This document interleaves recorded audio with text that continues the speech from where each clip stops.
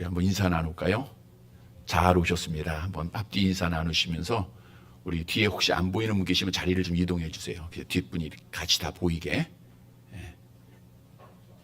인사도 하시고요. 예, 은혜 받으십시다. 예. 뒷분이 보일 수 있도록 자리를 이동해 달라고요. 예. 자, 우리 지난주에 요한복음 강해를 마치고 이제 갈라디아서 강해를 오늘부터 시작해 드리도록 하겠습니다. 현정이가 그래도 잘 안 보이는 것 같은데 이렇게 좀 보이자. 우리 보면서 말씀 듣자. 예. 박 권사님 잘 보이시죠? 예. 자, 갈라디아서 서론입니다. 제목은 갈라디아서입니다.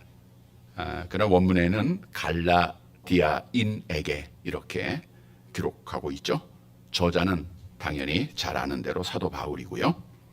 기록 연대는 바울이 제2차 전도 여행을 마치고 3차 전도 여행을 준비하면서 기원 후 56년경에 마게도냐에서 기록을 했습니다. 수신자는 사도 바울이 제1차 전도 여행 때 갈라디아 지역에 여러 교회들을 세웠는데 그 교회 성도들, 오늘날에는 하나님의 자녀된 우리들에게 편지하고 있는 것이죠. 내용의 중심 사상은 율법주의에 대항하여 이신득이의 교리를 다시 한번 강조하고 그리스도 안에서 자유함을 말씀해주고 있습니다. 이신득이라는 게 뭐죠? 믿음으로 의롭게 된다는 뜻입니다. 그래서 갈라디아서를 작은 로마서다라고 비유하고 있는데 그 이유는 로마서나 갈라디아서나 중심의 주제가 이신득입니다. 믿음으로 의롭게 되고 믿음으로 구원받는다는 겁니다. 그러나 로마서와 갈라디아서가 조금 다른 점이 있습니다.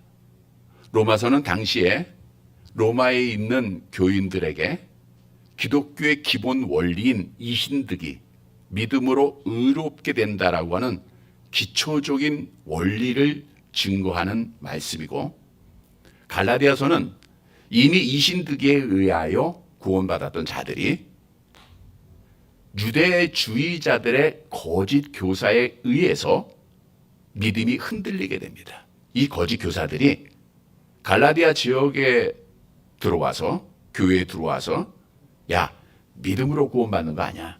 행함이 있어야 돼. 할례도 받아야 되고 율법대로 행하야 구원을 받게 된다 라고 하는 거짓 교리의 미혹을 받아서 교회가 흔들리게 됩니다. 그래서 사도 바울이 다시금 그들에게 오직 믿음이라고 하는 것을 가르치기 위해서 갈라디아서를 기록했습니다.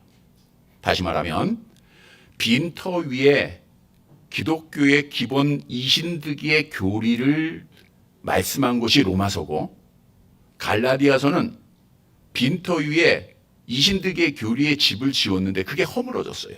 그래서 다시 세워가는 것이 갈라디아서입니다. 갈라디아 지역의 교회들은 바울이 바나바와 함께 제1차 전도 여행을 하는 중 세워진 교회입니다. 우리 사도행전 14장 19절 말씀 함께 보겠습니다. 유대인들이 안디옥과 이고니온에서 와서 무리를 충동하니 그들이 돌로 바울을 쳐서 죽은 줄 알고 시외로 끌어내치니라. 여기서 안디옥과 이고니온이 갈라디아 지역에 있는 지역이죠. 여기에 하나님의 교회를 세웁니다. 물론 안디옥은 사도 바울을 파송했던 수리의 안독이 아니고 여기는 비스디의 안디옥을 의미하고 있습니다. 지금 현재 터키의 남부 지역이죠. 이렇게 돌로 쳐 맞아 죽기까지 고생하며 세운 교회가 갈라디아 교회입니다.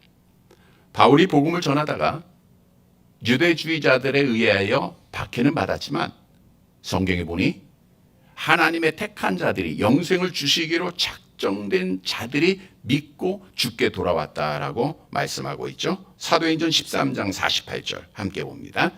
이방인들이 듣고 기뻐하여 하나님의 말씀을 찬송하며 영생을 주시기로 작정된 자는 다 믿더라.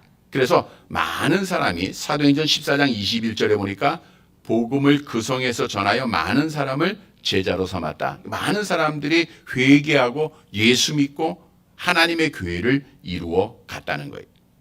그런데 사도 바울이 이제 다른 지역으로 떠나야 되잖아요. 떠난 후 수년 후에 유대 율법주의자들, 즉 거짓 교사들이 침투한 겁니다. 말씀을 드린 대로 거짓 교사들은 믿음으로 의롭감을 받는 게 아니다. 믿음으로만 구원받는 게 아니라 율법의 열심을 가져야 된다는 거예요. 당시에 수만 명의 율법주의자들이 있었는데 이 율법주의자들은 열성을 가지고 사도 바울이 전한 이방인 교회들에게 가서 모세의 법대로 행해야 구원받는다라고 하는 거짓 교리를 가르쳤다는 거예요. 사도행전 15장 1절 말씀을 볼까요? 함께 봅니다. 어떤 사람들이 유대로부터 내려와서 형제들을 가르치되 너희가 모세의 법대로 할례를 받지 아니하면 능히 구원을 받지 못하리라 하니. 하나님의 율법대로 할례 받아야 구원받는다는 거예요.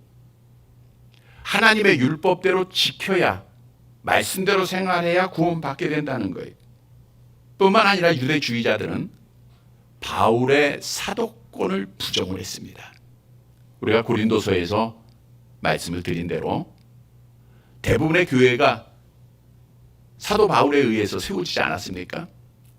그런데 악한 영이 가장 싫어하는 것이 교회이고, 그래서 교회를 무너뜨리기 위해서는 교회의 기초를 놓았던 바울의 사도권을 부정하면 되는 거예요.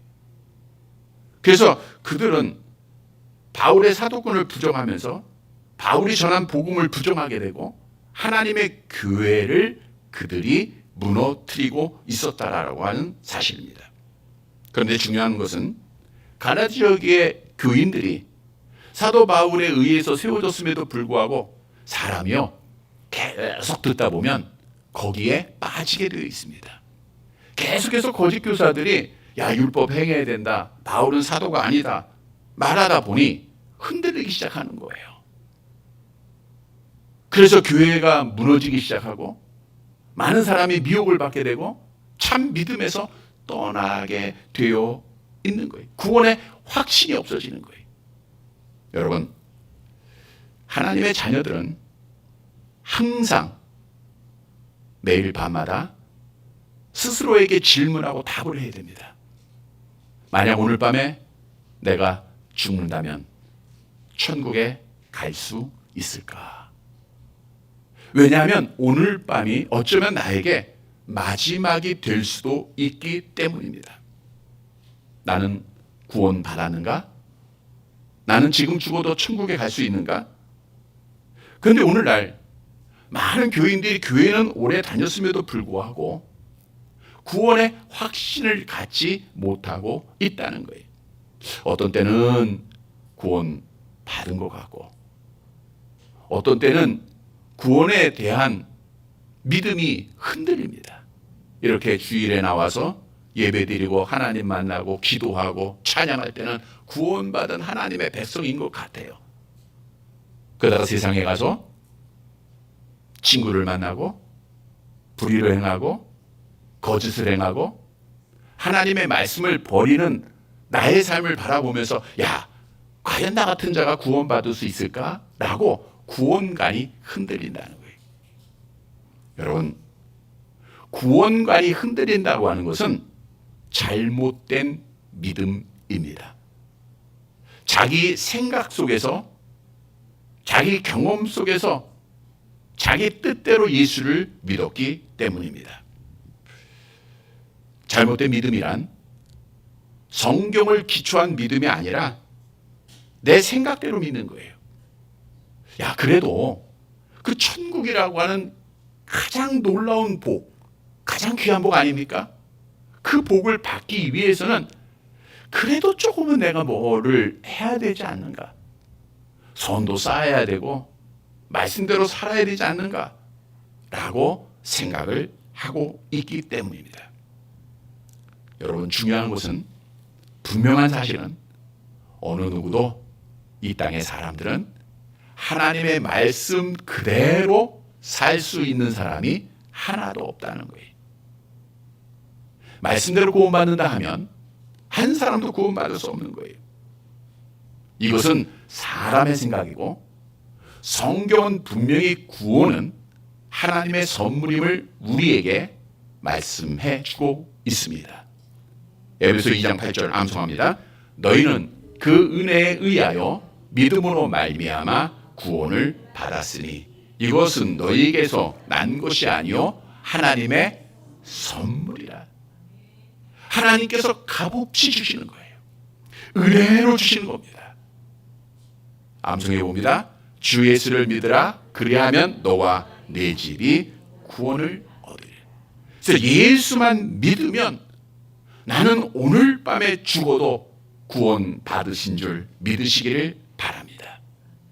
오늘 밤에 하나님이 여러분들에게, 만일 그런 일이 없겠지만 하나님 앞에 섰을 때 내가 왜 너를 천국에 들여보내야 하는가라고 물으면 뭐라고 대답하시면 돼요? 나는 누구를 믿어요? 예수를 믿습니다. 라고 확신 있게 단말하면 돼요. 이런 성도들이 되시기를 축복합니다.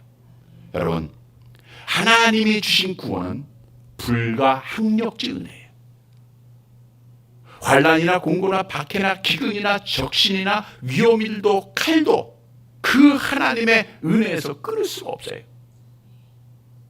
내가 너희에게 영생을 주노니 영원히 멸망하지 아니할 것이요 또 그들을 내 손에서 빼앗을 자가 없느니라. 우리에게 영생을 주신 하나님은 만물보다 크시기 때문에 하나님께서 나를 잡고 계시기에 우리는 그 손에서, 그 구원의 선에서 절대로 끊어질 수 없음을 믿으시기를 바랍니다. 오늘 갈라디아서의 서론은 발신자와 수신자 그리고 성령에 대한 기록으로 구원받은, 구원을 확신하는 성도들이 어떻게 행해야 할 것인가를 말씀해 주고 있습니다. 따라서 오늘 말씀을 통해서 내가 예수를 믿음으로 구원받았음을 다시 한번 확신하고 구원받은 자의 삶으로 우리 하나님께 영광을 돌리는 사랑하는 성도들이 되시기를 간절히 바랍니다. 첫째로 구원받은 자는 복음을 전해야 합니다. 우리 본문 1절 말씀 같이 보도록 할게요.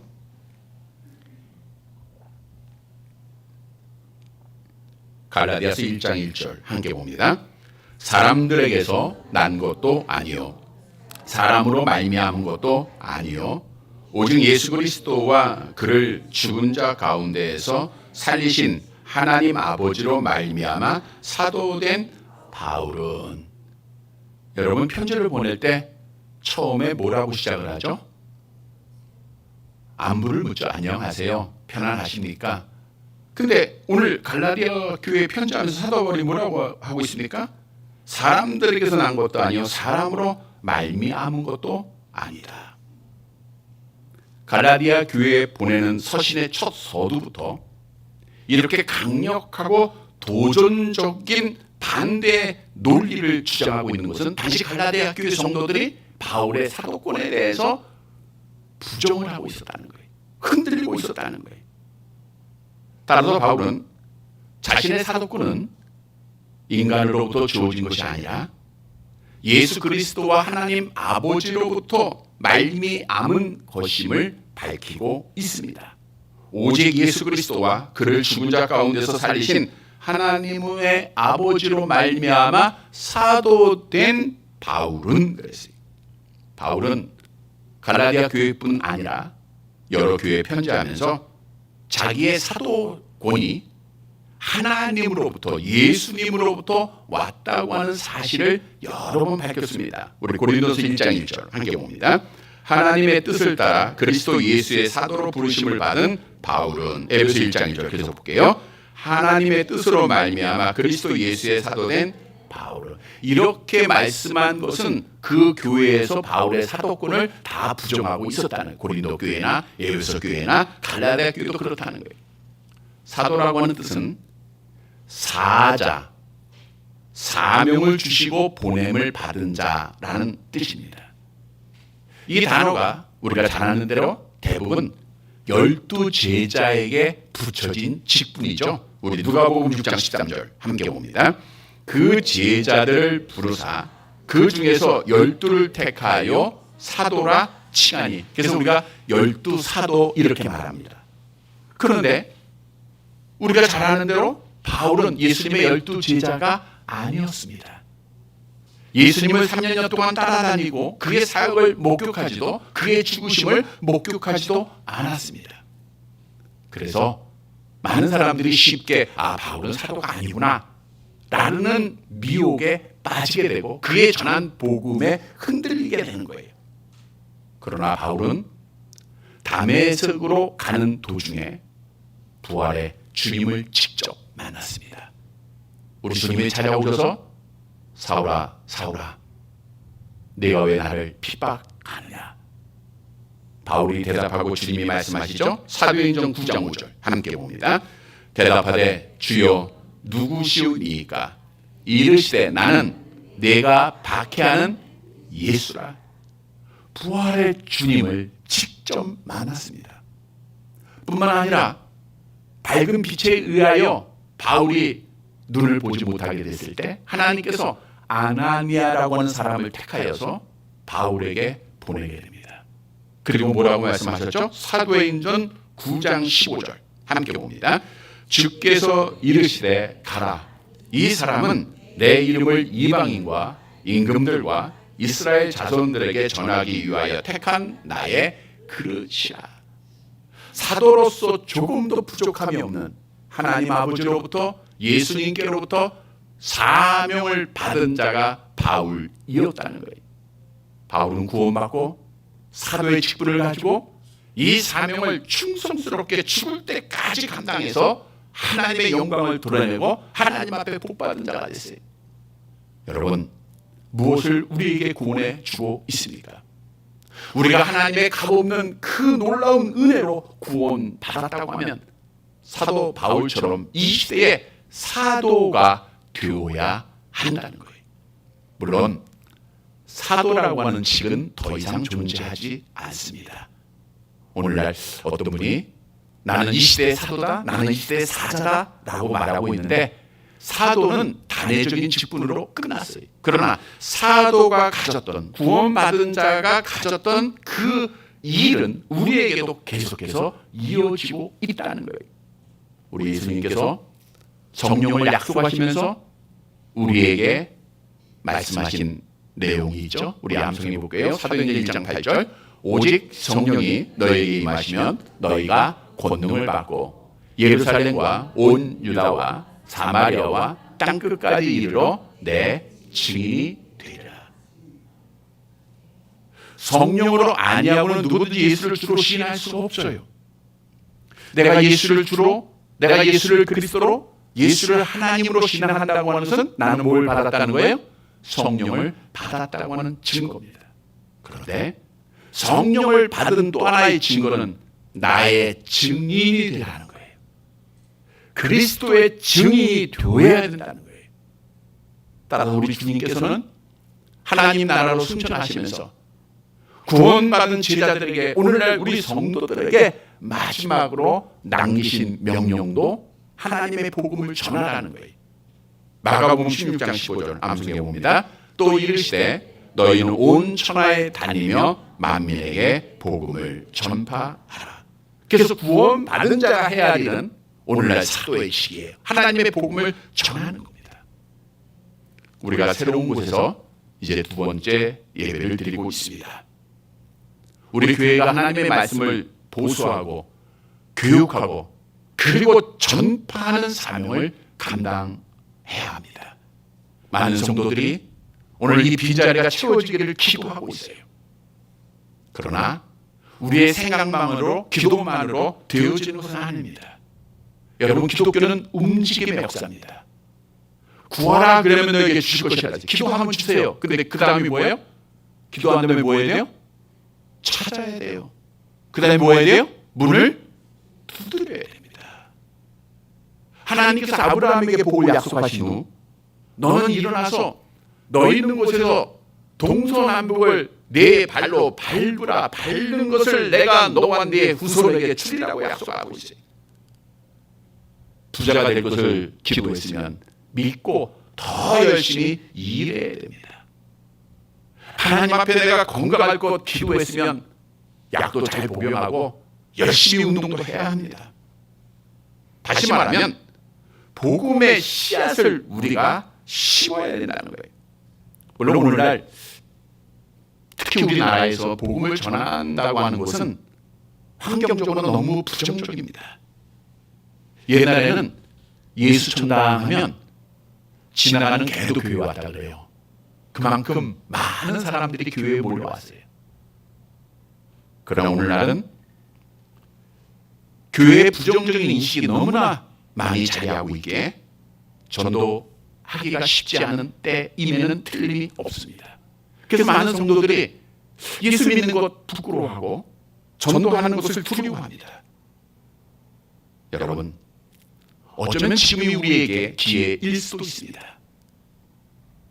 모든 사람이 두려워하고 전도하지 않을 때 우리가 전도한다고 하면 하나님 앞에 우리가 받은 꿈이 이루어지게 될 것입니다. 그런데 전도하는 방법에는 여러 가지가 있어요. 중요한 것은 기본으로 돌아가야 됩니다. 그냥 먼저는 외쳐야 됩니다. 만나는 사람에게 나의 주어진 환경에서 부끄러움을 갖지 말고 외치는 거예요. 정말 내가 예수 믿는 거 천국 가는 게 부끄러운 일입니까? 그럼 오늘 이 자리에 나오지 말아야죠. 이건 정말 하나님의 큰 복이요 자랑스러운 일 아닙니까? 그러면 전해야죠. 복음에는 하나님의 능력이 반드시 나타납니다. 로마서 1장 16절 함께 봅니다. 내가 복음을 부끄러워하지 아니하노니 이 복음은 모든 믿는 자에게 구원을 주시는 하나님의 능력이 됩니다.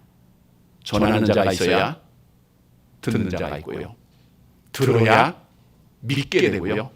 믿어야 구원받게 되는 거예요. 반대로 가면 전하는 자가 없으면 듣지도 못하고 듣지도 못하면 믿지도 못하고 믿지도 못하면 구원받는 자가 없는 거예요.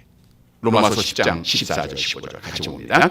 그런즉 그들이 믿지 아니하는 일을 어찌 부르리요 듣지도 못한 일을 어찌 믿으리요 전파하는 자가 없이 어찌 들으리요 보내심을 받지 아니하였으면 어찌 전파하리요. 거기까지 볼게요. 우리가 하나님 앞에 전해야 듣게 되는 거예요. 따라서 구원받은 자는 복음을 전해야 됩니다. 이 땅에서 교회가 사는 유일한 길, 내가 사는 유일한 길은 복음을 전하고 외치는 것밖에 없어요. 사도 바울은 심었고 아볼로는 물을 주었고 자라게 하시는 분 누구예요? 하나님이 하시는 거예요. 우리가 하는 것은 심는 겁니다. 그래서 우리는 시시때때로 외쳐야 됩니다. 예수 믿고 천국 가세요. 예수 믿고 행복하세요. 예수 믿고 복 받으세요. 회개하라 천국에 가까이 왔느니라. 하나님은 당신을 사랑합니다. 그냥 외쳐야 됩니다. 구경꾼이 아니라 우리는 복음의 주인공이 되어야 돼요. 길거리에서 전도하는 분을 보면 지나쳤던 적이 참 많았어요. 많이 후회가 되더라고요. 여러분에게 부탁하는 것은 여러분이 길가를 가다가 전도지를 주고 전도하는 사람 보면 무조건 받으세요. 그리고 감사합니다. 수고하십니다. 말 한마디 해주세요. 그리고 받지 않을 때는 저 예수 믿습니다. 저 대신 다른 사람에게 이거 전해주세요. 수고하십니다. 말 한마디에 정말 전도하는 자들이 힘을 얻고 하나님의 복음의 능력을 나타나게 될 겁니다. 여러분, 만나는 음식 먹었다고 자랑하지 않습니까? 야, 어디 가니까 정말 맛있더라. 그럼 또 가요. 물건 좋은 거 싸게 샀다고 하면 자랑하지 않아요? 야, 어디 가니까 이거 정말 싸게 사더라. 하물며 복음을 자랑하지 않는다? 너무 귀하고 너무 복돼서 나만 가져야 됩니까? 내가 복음을 자랑하지 않는다고 하면 과연 하나님 앞에 어떻게 설 수 있을까? 사도 바울은 하나님의 은혜로 구원받았음을 알았기에 내 생명을 조금도 귀한 것으로 여기지 아니하고 하나님께서 주신 사명 곧 은혜의 복음을 증언하는 일을 마치려 하면은 자기의 생명을 조금도 귀한 것으로 여기지 아니했다 했습니다. 성도 여러분, 내가 구원받았다고 하면 복음을 외쳐야 됩니다. 항상 외쳐야 됩니다. 예수 믿고 천국 가세요. 예수 믿고 행복하세요. 누구에게든지 그냥 외쳐야 됩니다. 그게 가장 기본이에요. 기본으로 돌아가는 것이 살 길입니다. 오늘 말씀을 기억하고 구원받았음을 확신하고 이제는 외쳐서 정말 하나님께 영광을 돌리는 사랑하는 성도들이 되시기를 간절히 바랍니다. 두 번째로 구원받은 자는 평강을 전해야 됩니다. 본문 2절과 3절 말씀 봅니다. 같이 봅니다. 함께 있는 모든 형제와 더불어 갈라디아 여러 교회들에게 우리 하나님 아버지와 주 예수 그리스도로부터 은혜와 평강이 있기를 원하노라. 함께 있는 모든 형제, 누구와 함께 있는 거예요? 지금 사도 바울이 편지하고 있으니까 바울과 마게도냐에 함께 있던 형제들이에요. 여기 형제라고 하는 것은 원문은 피를 나눴다라는 건데 영적인 형제죠. 그리스도의 피로 구원받은 자들이라는 뜻입니다. 그 모든 형제들이 한 번도 본 적은 없지만 바울이 갈라디아 교회에 편지할 때 함께 안부를 전합니다. 갈라디아 여러 교회들을 했으니까 갈라디아는 한 교회를 의미하는 게 아니고 현재 터키 중남미의 내륙에 있는 남부 갈라디아 지역을 말하고 있는데 대표적으로 비스디아, 안디옥, 이고니온, 루스드라, 더베를 말하고 있어요. 여기에 다 교회들이 있어요. 그 교회들에게 보낸 거예요. 그 교회들에게, 그 교인들에게 형제로서 어떤 인사를 하느냐? 우리 하나님 아버지와 주 예수 그리스도로부터 은혜와 평강이 있기를 원하노라. 은혜와 평강은 하나님 아버지로부터 온다는 거예요. 먼저 은혜라고 하는 것은 값없이 주시는 선물 이런 뜻이죠. 사도 바울이 갈라디아 교회 성도들에게 은혜가 있기를 원하노라. 어떤 의미입니까? 이 은혜는 예수 그리스도께서 십자가에서 우리에게 주신 값없는 은혜, 하나님의 사랑이에요. 근데 갈라디아 교회 성도들이 이걸 떠나고 행위 구원을 말하고 있는 거예요. 그래서 다시 너희가 은혜로 돌아오라라고 하는 말에서 의미에서 말씀을 했고요. 평강이라고 하는 것은 전쟁이 없는 평화 상태입니다. 이 평강은 그리스도 안에서 구원의 은혜를 확신할 때 갖는 영혼의 평안함입니다. 다시 말하면 구원받은 사도 바울과 마게도냐 교회에 있었던 성도들은, 형제들은 은혜와 평강을 전했다는 거예요. 여러분, 우리에게 주는 교훈입니다. 구원받은 자, 하나님의 은혜 받은 자는 항상 평강을 전하는 자가 되어야 돼요. 다시 말하면 하나님의 자녀는 평안의 사도가 되어야 합니다. 그런데 교회 다닌다고 하면서 화평을 깨는 자들이 있어요. 부정적인 말을 하고 불신앙적인 말을 해서 도리어 화평한 곳에 분쟁을 일으키고 소망을 가진 자들에게 도리어 절망에 빠뜨리고 불안을 갖게 하는 것, 이거는 하나님 앞에 구원받은 자의 모습이 아닙니다. 진짜 구원받은 자는요, 불안에 있는 자들에게 안정을 주는 말을 해야 돼요. 절망에 있는 자들에게 소망스러운 말을 해야 됩니다. 두려움에 있는 자들에게 평안을 주고 위로의 말을 해야 됩니다. 따라서 예수님께서는 사랑하는 여러분들에게 이렇게 명합니다. 마태복음 10장 12절 함께 봅니다. 또 그 집에 들어가면서 평안하기를 빌라. 평안하기를 빌라는 것은 습관적으로 하는 문안 인사가 아닙니다. 안녕하세요? 이게 아니라 진정한 평안을 축복하라는 거예요. 마음을 다해서 그 가정, 그 사람을 위해서 축복하라는 거예요. 여러분, 하나님께서는 이 세상을 정말 아름답고 편안하게 창조했어요. 그러나 아담의 타락으로 죄가 이 땅에 들어와 이 땅에 자연재해 그치지 않죠. 전쟁 그치지 않죠. 싸움이 그치지 않죠. 사고가 그치지 않죠. 병이 그치지 않죠. 불안한 세상이 된 겁니다. 그래서 누구에게나 평안이 필요해요. 근데 이 평안을 전할 수 있는 자는 그리스도 안에 있는 자들, 구원받은 자들입니다. 그래서 늘 어디를 가든지 누구를 만나든지 예수님의 평강을 축복하시기를 바랍니다. 평안하시기를 바랍니다. 왜요? 평강을 축복하는 자는 손해가 없어요. 예수님이 말씀하셨죠? 마태복음 10장 13절 함께 봅니다. 그 집이 이에 합당하면 너의 빈 평안이 거기 임할 것이요 만약 합당하지 아니하면 그 평안이 너희에게 돌아올 것이. 그러니까 평안을 축복하면 결국 나도 평안한 거예요. 그러면 여러분, 우리가 평안을 선포하기 위해서는 어떻게 해야 됩니까? 누가 참 평안을 선포할 수 있습니까? 먼저는 내가 하나님과 평안한 자예요. 내가 하나님 관계 속에서 불안해하고 내가 하나님 앞에 떳떳하지 못한 상태에서는 평안을 전할 수가 없어요. 성경은 말씀하죠. 로마서 5장 1절 함께 봅니다. 그러므로 우리가 믿음으로 의롭다 하심을 받았으니 우리 주 예수 그리스도로 말미암아 하나님과 화평을 누리자. 그러니까 늘 하나님과 화평을 누려야 돼요. 하나님과 화평을 어떻게 누리죠? 영적 교제예요.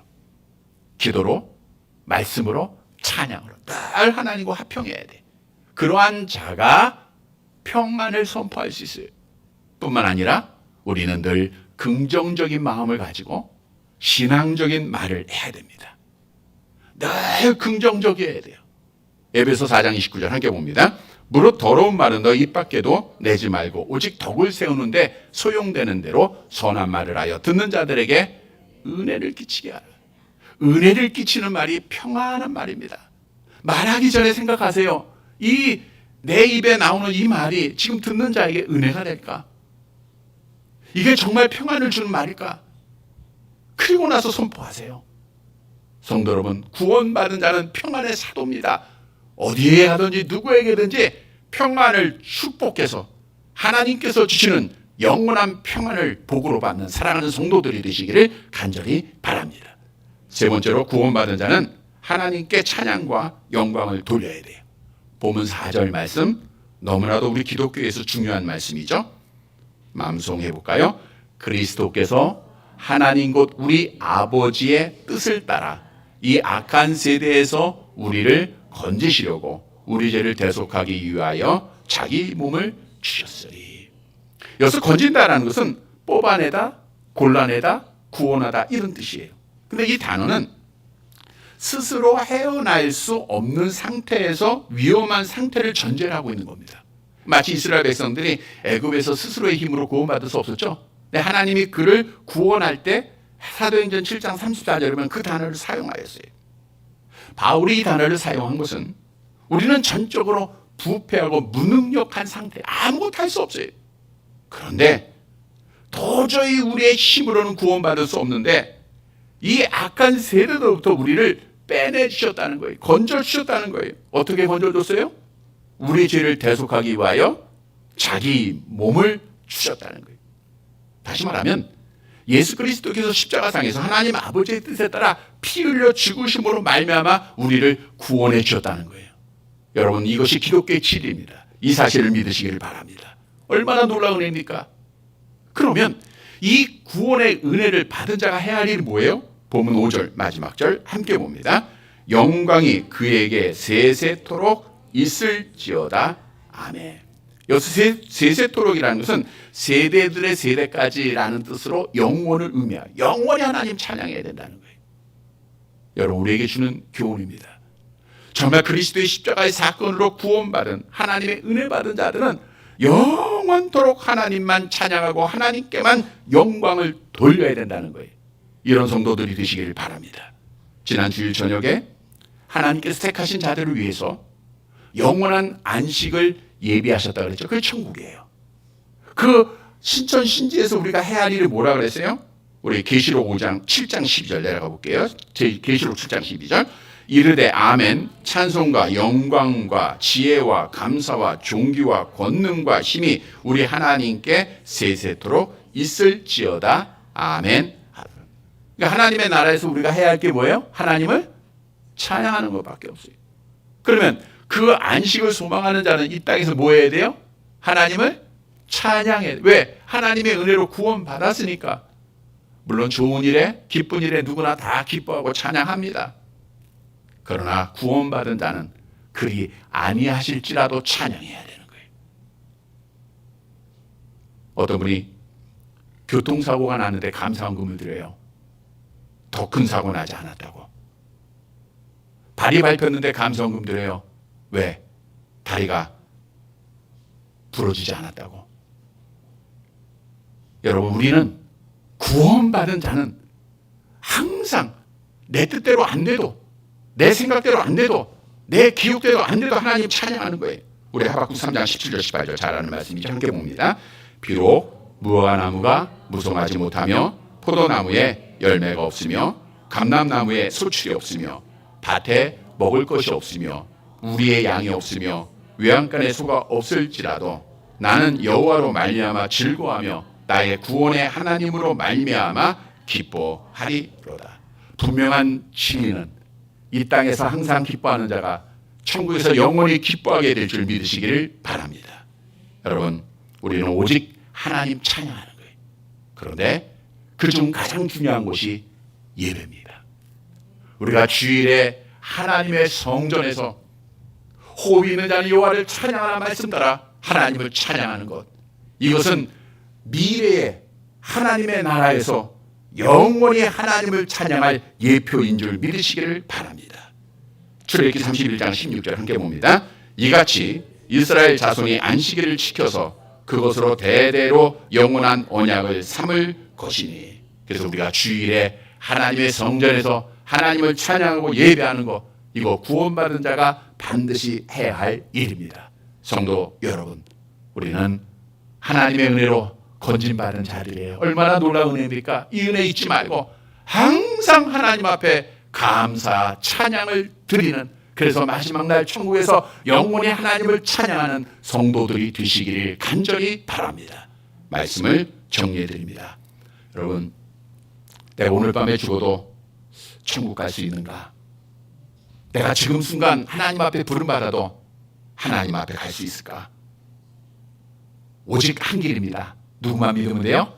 예수만 믿으면 돼요. 구원의 확신을 다시 한번 가지시길 바랍니다. 성도 여러분, 그러면 구원받은 자가 이 시대에 해야 할 일이 뭔가? 오늘 갈라디아서를 시작하면서 우리에게 사명을 주십니다. 첫째로 구원받은 자는 뭐 해야 돼요? 복음 전해야 돼요. 우리 외쳐봅시다. 해보는 거예요. 왜요? 하나님의 명령이니까. 부끄러워하지 말고 담대하게 외치는 거예요. 두 번째로 구원받은 자가 해야 할 일이 뭐예요? 평안의 사도가 돼요. 그러니까 우리가, 여러분이 가면요, 막 전쟁이 그쳐야 되고요, 분쟁이 그쳐야 돼요. 평안해야 됩니다. 그러하기 위해서는 내가 하나님과 평화해야 돼요. 그리고 말을 잘해야 돼요. 덕스러운 말 해야 됩니다. 세 번째 구원받은 자가 해야 할 일이 뭐예요? 하나님 앞에 찬양하는 거예요. 날마다 감사하는 겁니다. 사랑하는 성도 여러분, 오늘 주신 말씀 따라 구원받은 자임을 내가 확신하고 구원받은 자의 삶으로 우리 하나님께 영광을 돌리는 사랑하는 성도들이 되시기를 주님의 이름으로 간절히 바랍니다.